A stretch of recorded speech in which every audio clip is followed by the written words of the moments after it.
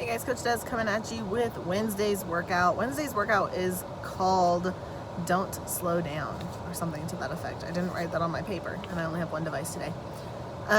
The workout starts off with a warm-up. It's a 9-minute EMOM. So every minute on the minute, you're gonna do 3 full sets. Minute 1 is 6 reverse lunges and 6 sumo deadlifts. So not a sumo deadlift high pull, just the sumo deadlift.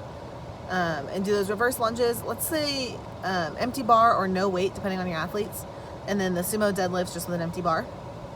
Minute 2 is 8 strict press plus a 20-second overhead hold. So your 8 strict press and then hold the bar overhead for 20. Minute 3 is 10 plank shoulder taps and 5 push-ups to pike. So those plank shoulder taps, you're in a high plank on your hands and just alternating tapping your shoulders. For strength, we're doing 4 sets of 5 floor press.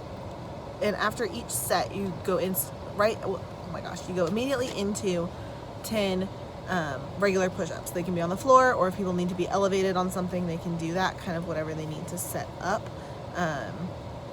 just into 10 push-ups. After the strength, then you're going to do the WOD, which is every 3 minutes for 5 sets. So definitely make sure you save enough time at the end of that you have enough time from strength to be able to do the WOD. It's 15 minutes. You're going to do 10 sumo deadlift high pulls, 10 strict press, and 12 front rack reverse lunges. And the goal is to do as many rounds or reps as possible in that time frame. So every 3 minutes for 5 sets. So your score today is going to be, or tomorrow is going to be the lowest score that you get in each of those rounds. So if on the first round you only get through 2 rounds of it, and you do 5 rounds on the other 4 of the rounds, your score is still only 2. So the goal here is to pick a pace you think you can stick with and then stay there and not gas yourself at the beginning and then get down to nothing at the end.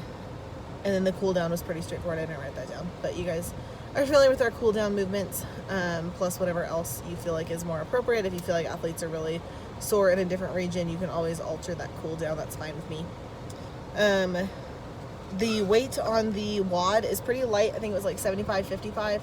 So strict press, obviously you can't have a super heavy weight there.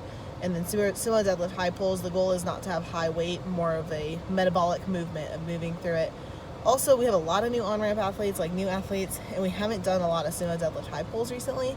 So that would be a good teaching moment too, to kind of get them familiar with the movement. And then front rack reverse lunges.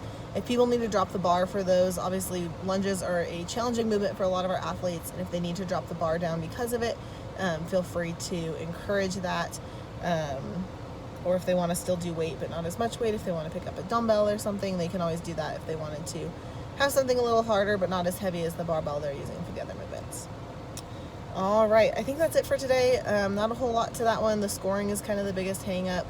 I would either have people bring a whiteboard and write down like their lowest each round, like 4 plus 3 or whatever their round is. It'd be moving fast, but whatever their score is, and then just know that it's the lowest one. Or if you know that you did 5 rounds on the first one and then you did 4 plus 5 on the second, 4 plus 5 on the third, and just keep in mind whatever your slowest one was, or like whatever your fewest reps was, and then you can just know that was your score as well. Just kind of whatever athletes feel like is going to be best for them. If you have any questions, to throw them in Slack and I'll get back to you. Have a good week.